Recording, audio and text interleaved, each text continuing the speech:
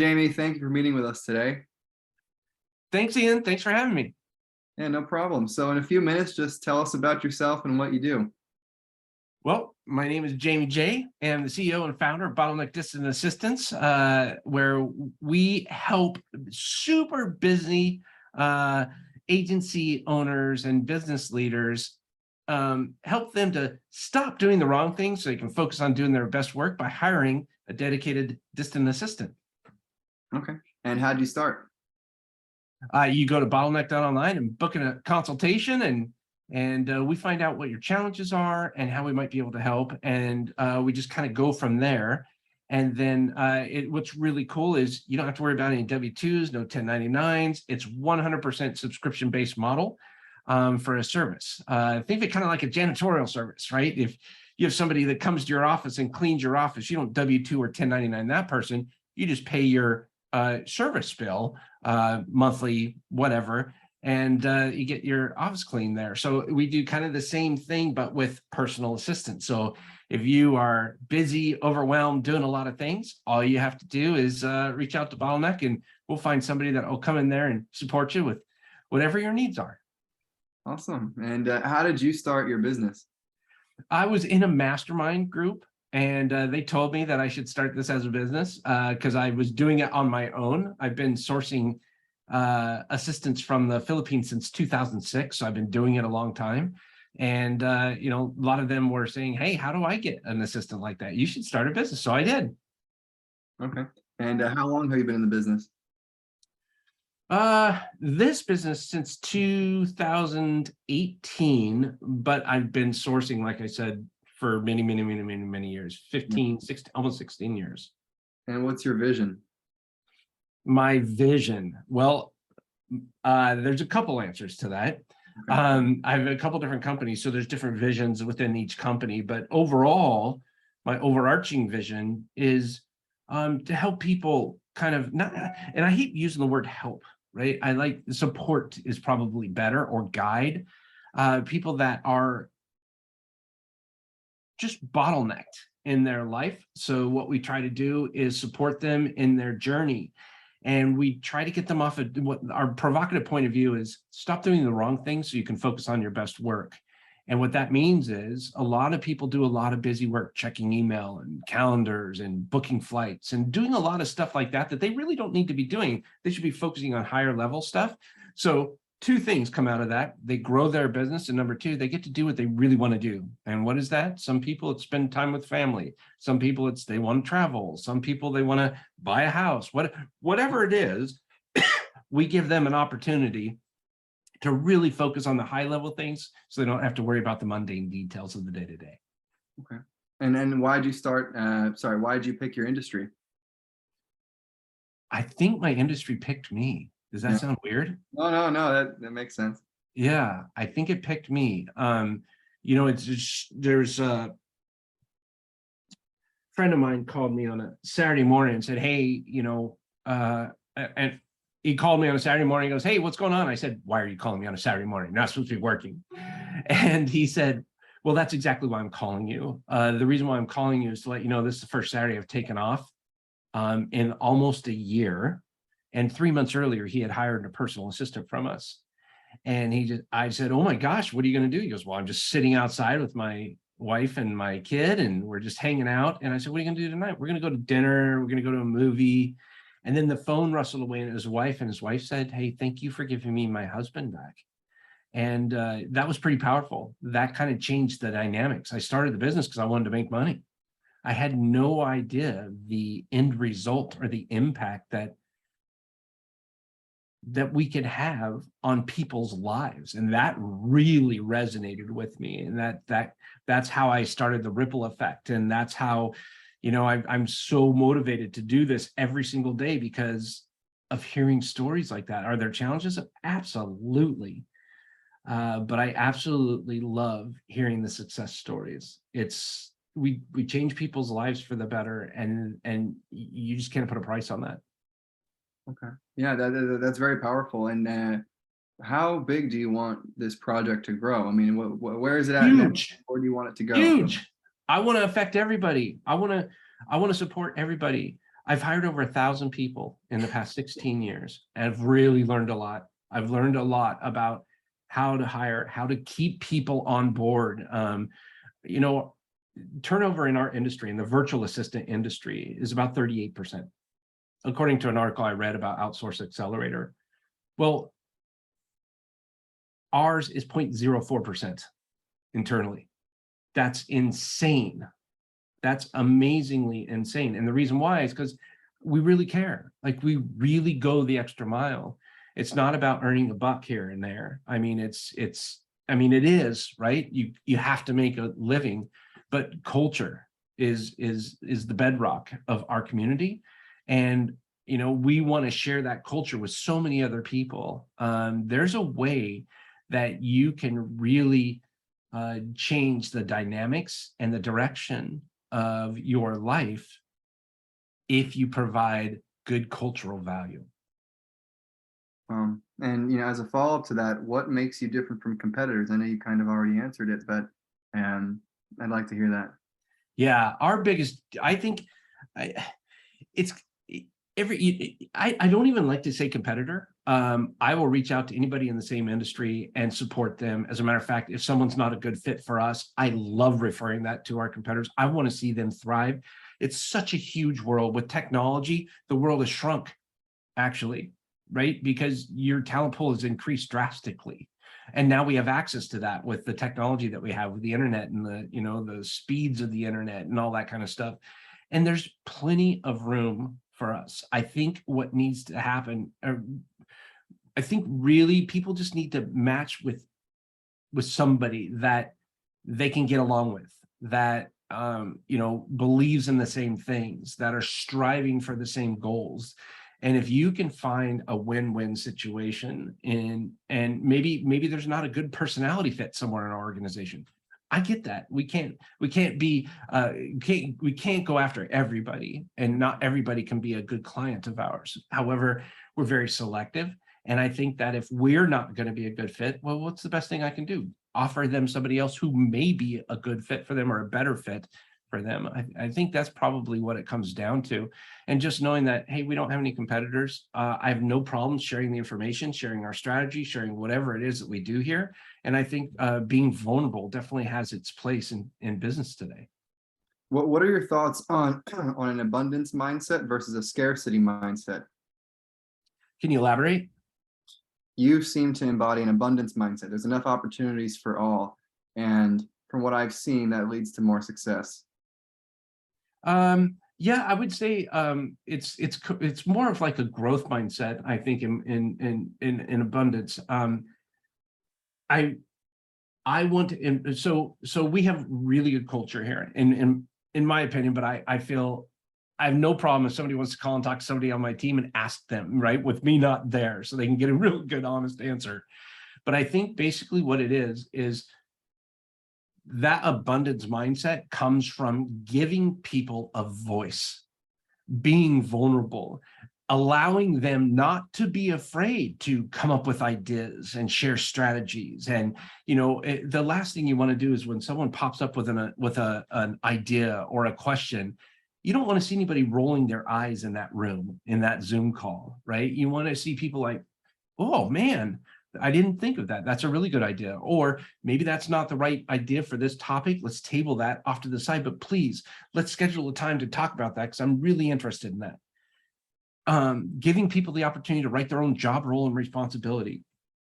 Giving people their job description, right? Giving people the right to, you know, lead meetings, and just doing weird things like that, and not weird necessarily, just doing things like that really, really, really helps because they feel empowered.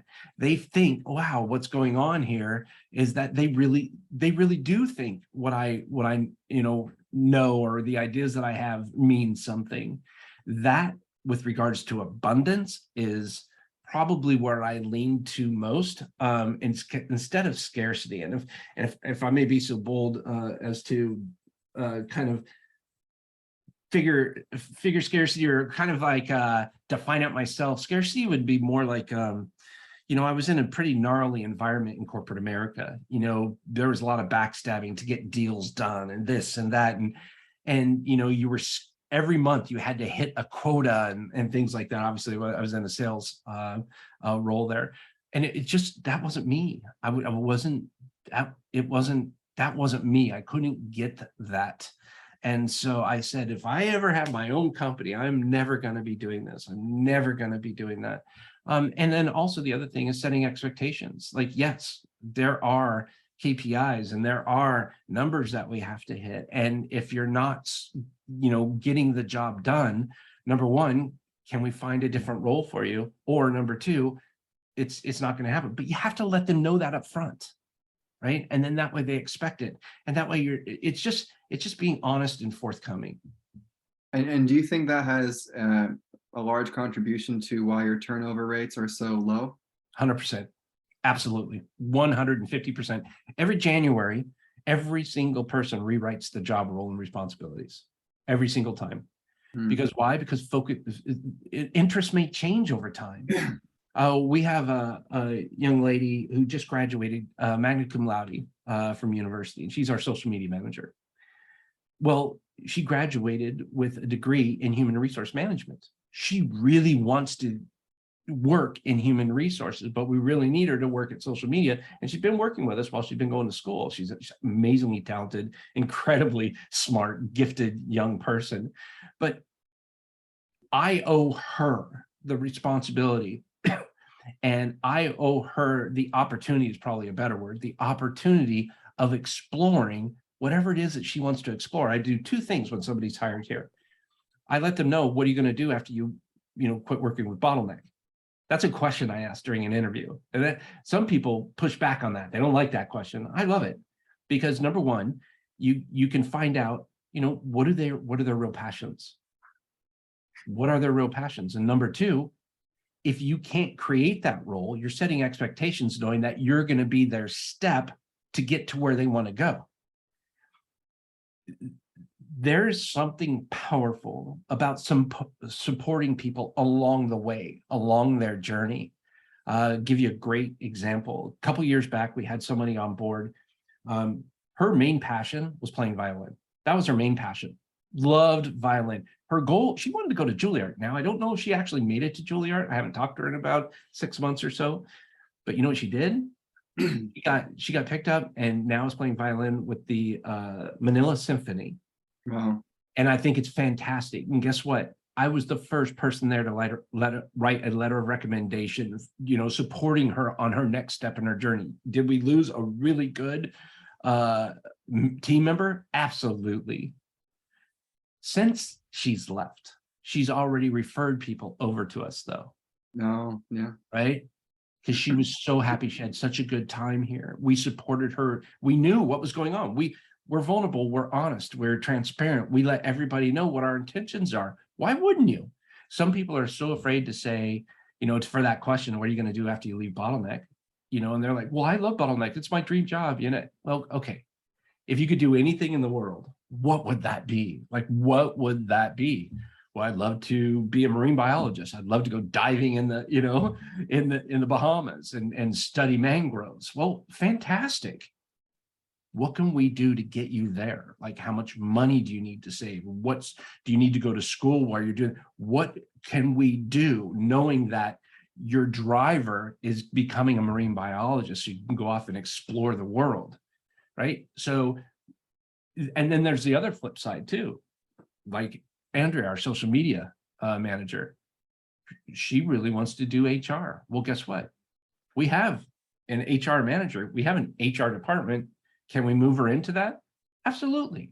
Now, there needs to be some steps and some planning in order for us to do this effectively. We got to get somebody in to come manage her role. She's documenting everything that she's doing in social media so that when the new person comes on, they know exactly what she's doing because she's killing it. She's knocking it out of the park with regards to her role. So I know she's going to make a really good member of our HR department, but we have to plan for that transition. But if we can start now and start planning for that, guess what? We're going to have her for a very, very, very long time. We don't want to lose her. She's amazing. It looks like you offer a lot of value to the people that work with you instead of just I guess like most business owners look at employees is just, you're just fit for this role, and if you can't do it, then you're out of here. You really care about their future, which is something new. So Yeah. what are the most, Oh, go ahead. what are the most challenging obstacles that you've encountered personally and professionally that led you to where you are today? Yeah, being homeless, that was tough. I've been homeless 3 times in my life, twice as a kid and once as an adult. It's no fun. Sitting out begging somebody for $1 so you could get something to eat is not fun. And I take full responsibility. Well, when I was a kid, it was kind of tough, the guy that adopted me, he took some risks and it didn't pan out. And we found ourselves, my whole family and our 2 poodles, living in a, 1979 brown, Chevy Suburban. And that was not fun. And I was a teenager. So it was, holy cow, those are some of the best moments of your life that you reflect on. So the good part about that, though, is I've learned what I don't like. I've learned to be incredibly vulnerable, incredibly kind, incredibly thoughtful. I love to listen. I love to talk. I love to share. And the reason why is because, and here's the thing, that was an extreme low for me. I understand that other people have low times and challenging times and times that they never want to go through. And it may not necessarily be homelessness. It may be something else. Maybe they're, dealing with an addiction. Maybe, they're in a poor relationship. Whatever the case may be, maybe they've lost a business, right? Which I've done. Everybody has their low points, but I think it's really important and key to focus on growth and coming out of that without ever forgetting where you came from. And well, what did you learn from some of your professional obstacles / quote failures, which really just you fail forward and you've improved today, right? But what have you learned? Absolutely, 100%. Top of the line, unequivocal, no comparisons, systems, processes, and workflows. Do something as if it's the last time you're ever going to do it. That was a saying quoted by Scott Beebe of My Business on Purpose. Document, document, document. Write down everything you do step by step, or get on a video and record you doing those processes. That is a game changer, absolute game changer. Even if you're a solopreneur, you're just starting out on your own, start documenting the process the way you get them done. So that way, when you do scale or when you do grow down the road, 6 months, a year, 2 years, 3 years, everything is documented so that you can bring somebody on and they understand what's in here comes out. They understand exactly what it is you expect of them, and they'll do the things your way. And here's the cool part. Remember how I said our provocative point of view is stop doing the wrong things so you can focus on doing your best work? Yeah. Well, the wrong things are the things, checking the emails and the $5, $10, $20 an hour jobs. The right things are the one where you're focusing on bringing in a couple 100,000, a couple million a year. Those big partnerships that you're out there going, the events that you go to, things like that, and bring that other person on who will check your email and book your travel and check your calendar. And here's the thing, it's hard to delegate stuff. Because for me, at least, it was because it was my baby. I couldn't, it was like, okay, don't mess this up, man. This is super important, right? You're going to write an email to a client. Oh my gosh, what are you going to say? Right? Like, don't mess this up, because I cared about it so much. The thing is after I documented the step by step and they start working with me and they start learning my tone and my voice, they're going to make mistakes. So what? Let them fall forward, not backwards. Fall into the mistake, learn from it, and grow. And here's what happened. My confidence soared. It went through the roof, knowing that I could count on this person. When I delegated a task to them, I knew it was going to get taken care of. And here's the extra added bonus. Because now I'm focusing on other things, and this person over here is focusing on what I would call the mundane details, still critical, still very important. By the way, I didn't get energy out of that. They do, right? But they're probably going to improve the process. I've seen it happen. They say, Jamie, why don't you do this instead of this? Because I found that, that's a great idea. I've never thought about that.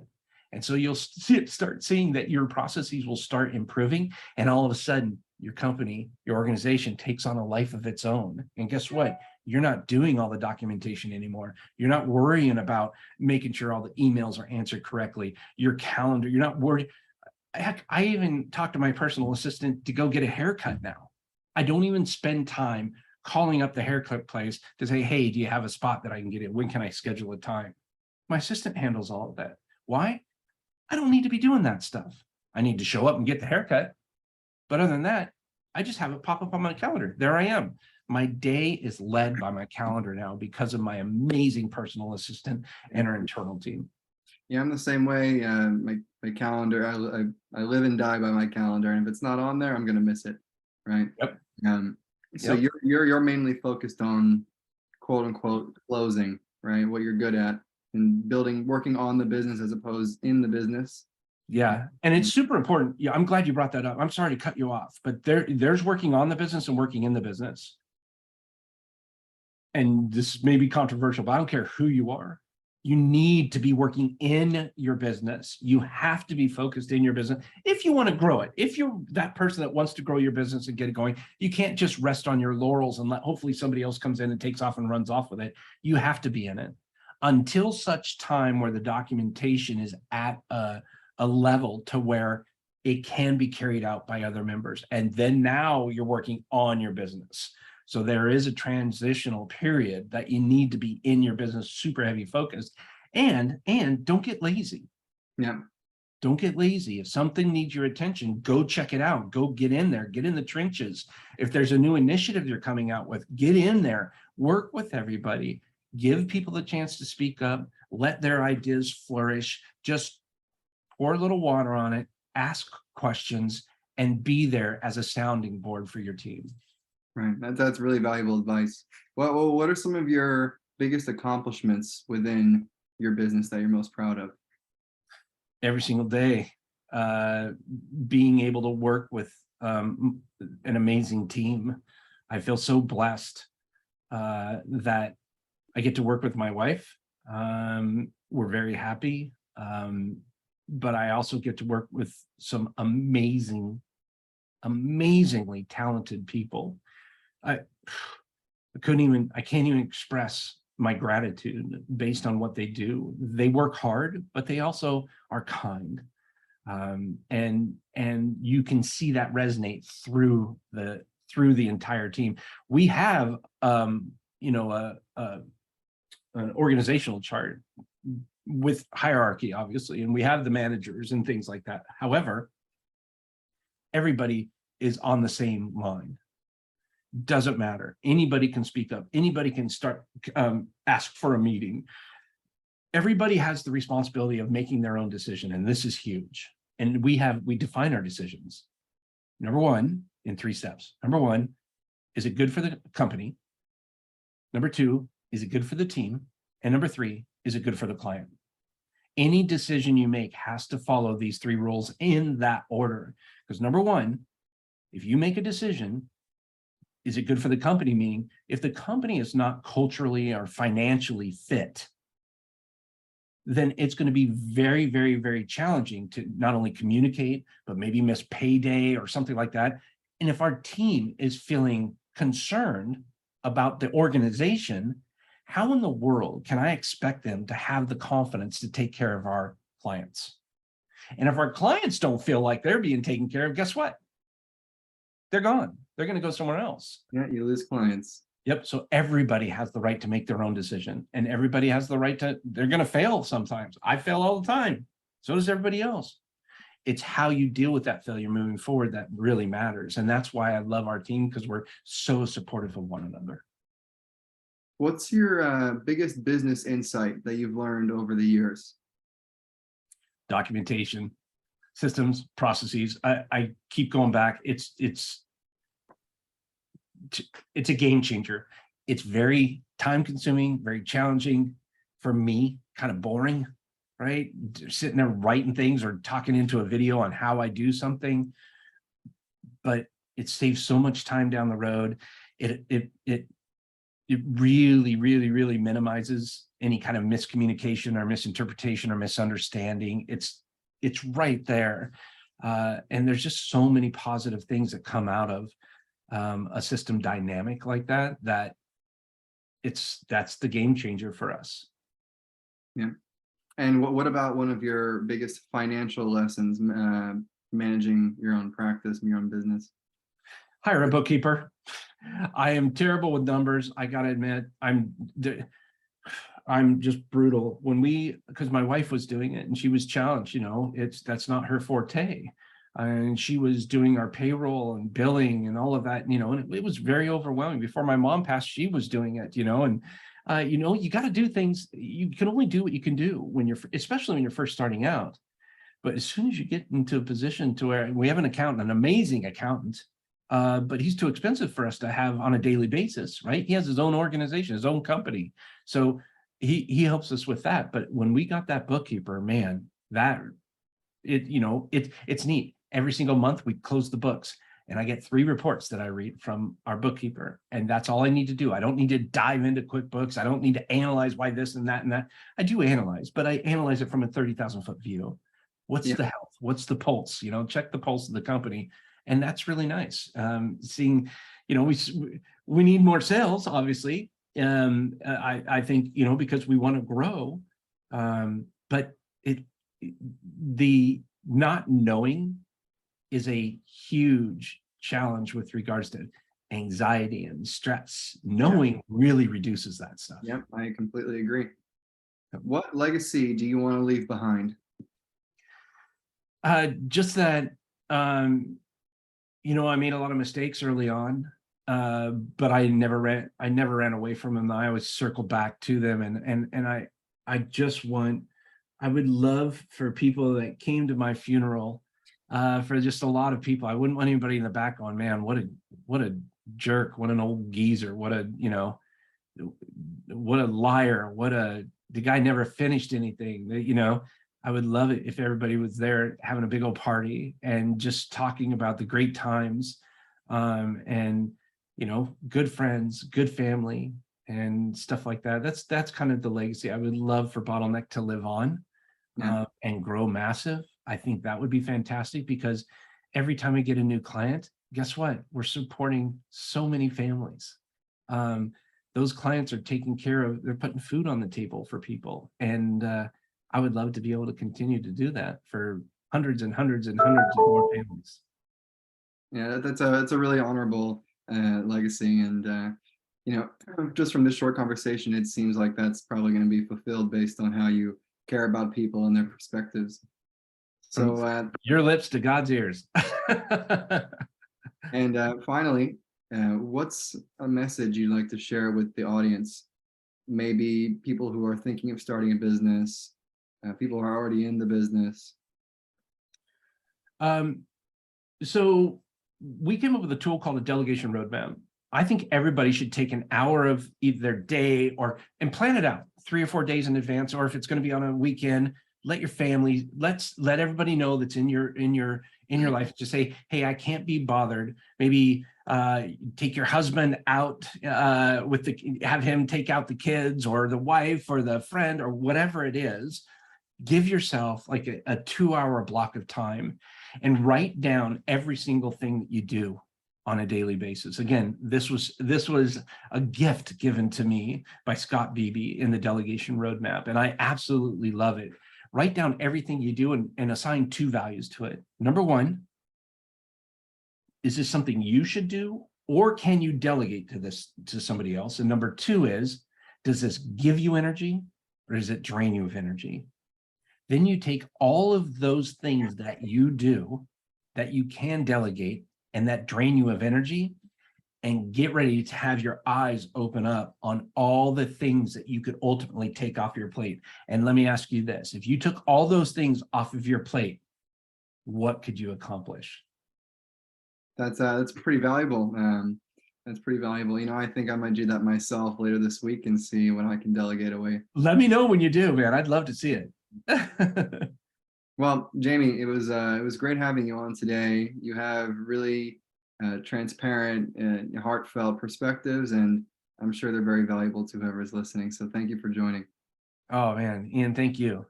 Yeah, of course. Well, we'll talk in the next week, and Yeah. Thanks again. Bye.